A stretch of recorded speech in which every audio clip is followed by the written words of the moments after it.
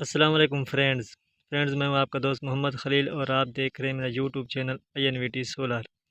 Friends, आज की हमारी वीडियो है नए VFD के बारे में कि नए VFD की सेटिंग किस तरह की जाती है और किन किन पैरामीटर्स की सेटिंग लाजमी होती है और लाजमी करना पड़ती है।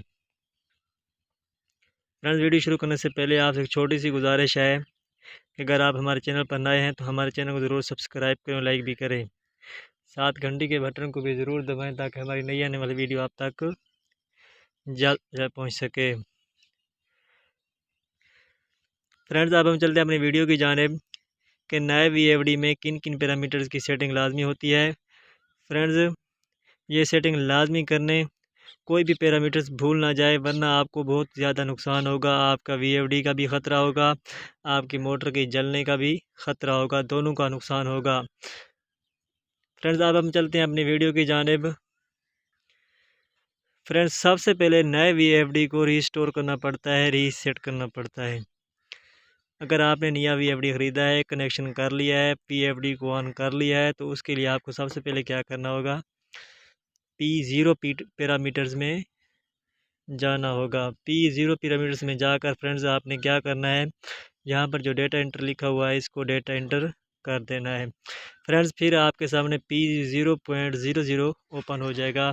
तो फ्रेंड्स, आपने क्या करना है, जो दो एरो हैं डाउन और अप, इनकी मदद से फ्रेंड्स आपने P0.17 में चले जाना है। फ्रेंड्स, यहाँ जाकर आपने फ्रेंड्स क्या करना है, डेटा एंटर कर देना है।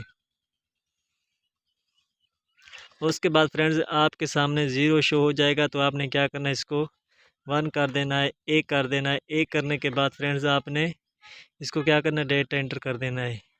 इससे आपका VFD रीसेट हो जाएगा, रीस्टोर हो जाएगा।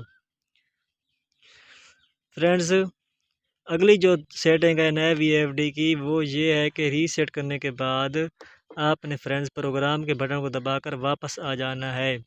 उसके बाद फ्रेंड्स आपने क्या करना है, P1 पैरामीटर्स में चले जाना है।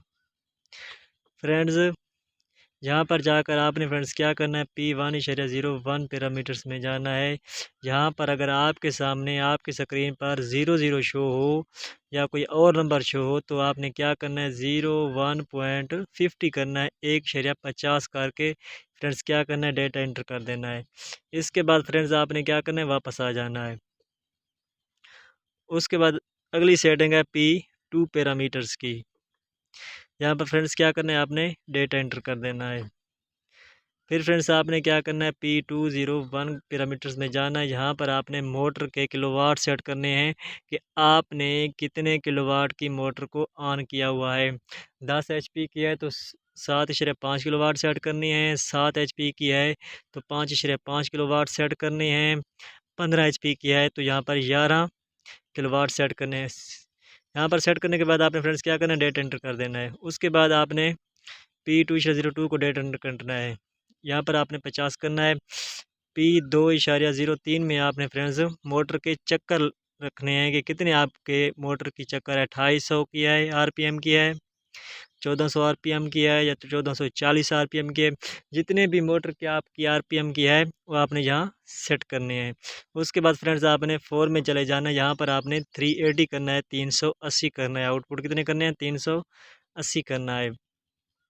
380 करके आप क्या करना है, डेटा एंटर कर देना है। उसके बाद 5 में चले जाना है। यहाँ पर आपने मोटर के एम्पेयर सेट करने हैं।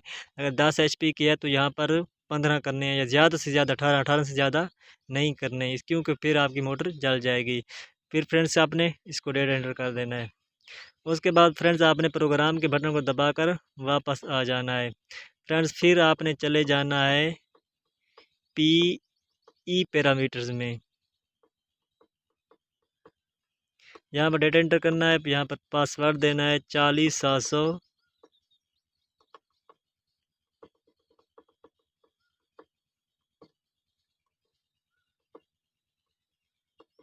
21। ये INVT का पासवर्ड है। यहाँ पर 40721 पासवर्ड देगा। आपने क्या करना है, डेटा एंटर कर देना है। फ्रेंड्स, फिर आपने क्या करना है, डेटा एंटर करना है। फिर डेटा एंटर करना है। फ्रेंड्स ये है इन्वर्टर के किलोवाट के आपका VFD कितने किलोवाट का है। जितने किलोवाट के आपने वो यहाँ सेट करनी है। यहाँ पर सेट करने के बाद फ्रेंड्स आपने डेटा एंटर कर देना है। फिर फ्रेंड्स आपने PE/04 में जाकर आपने 380 करना है। अगर आपने 8 से ज़्यादा प्लेटें लगाई हैं, पैनल्स हैं आपके 9 हैं, 10 हैं, 12 हैं, जितने भी हैं, आपने 380 करना है। अगर 8 से कम है, 7 हैं या 6 हैं, तो फिर आपने 220 करना है। डेटा एंटर कर देना है। उसके बाद फ्रेंड्स आपने 7 में जाना है। यहाँ पर आपने वोल्ट सेट करने के आपके पास कितने आ रहे हैं। इसको कम से कम 800 रखना पड़ता है, या ज़्यादा से ज़्यादा 900 से ज़्यादा नहीं करना।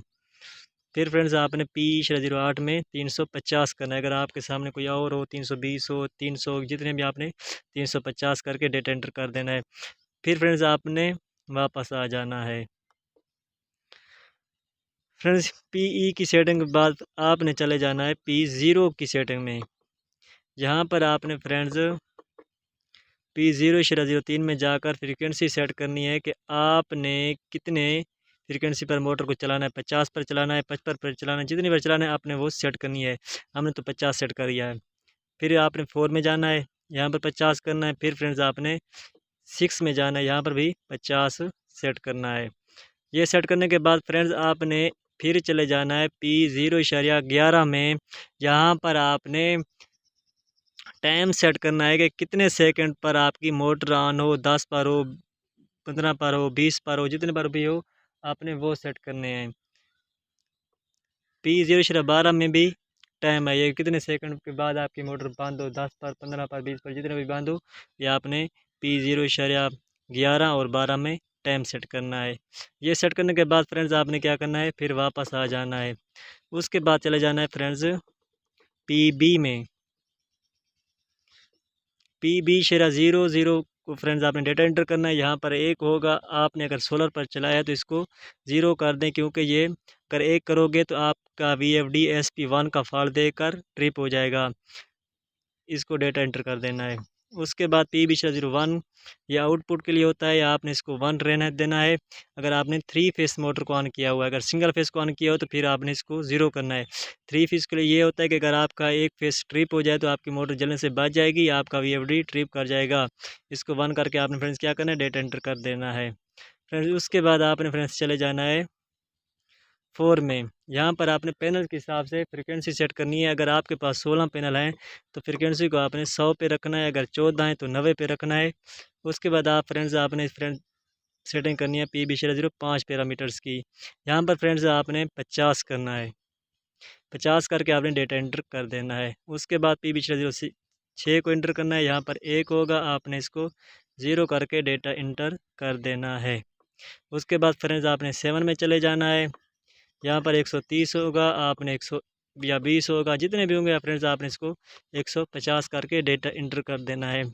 फ्रेंड्स ये थी वीडियो मुकम्मल कंप्लीट नए VFD की, कि नए VFD की मुकम्मल सेटिंग किस तरह की जाती है। कुछ फ्रेंड्स इलेक्ट्रिशियन क्या करते हैं कि VFD को रीसेट करके फिर PB की सेटिंग करके आपकी मोटर को ऑन कर देते हैं। इससे आपका नुकसान होगा, आपकी मोटर का भी नुकसान होगा, आपकी मोटर जल भी सकती है, क्योंकि VFD में किलोवाट भी सेट नहीं होंगे, VFD के अपने किलोवाट भी सेट नहीं होंगे, मोटर के भी किलोवाट सेट नहीं होंगे, इनपुट आउटपुट फेस फेलियर भी सेट नहीं होगा। इससे आपका बहुत ही ज़्यादा नुकसान होगा। फ्रेंड्स आपने क्या करना है, तमाम सेटिंग करनी है। PB की करनी है, P2 की करनी है, P1 की करनी है, P0 की करनी है, PE की भी करनी है। तमाम पैरामीटर्स की सेटिंग करनी है। उसके बाद आपकी VFD की मुकम्मल सेटिंग होगी। फ्रेंड्स अगर आपको हमारी वीडियो अच्छी लगे तो हमारे चैनल को ज़रूर लाइक करना। मिलते हैं अगली नई वीडियो में, तब तक अल्लाह हाफिज़।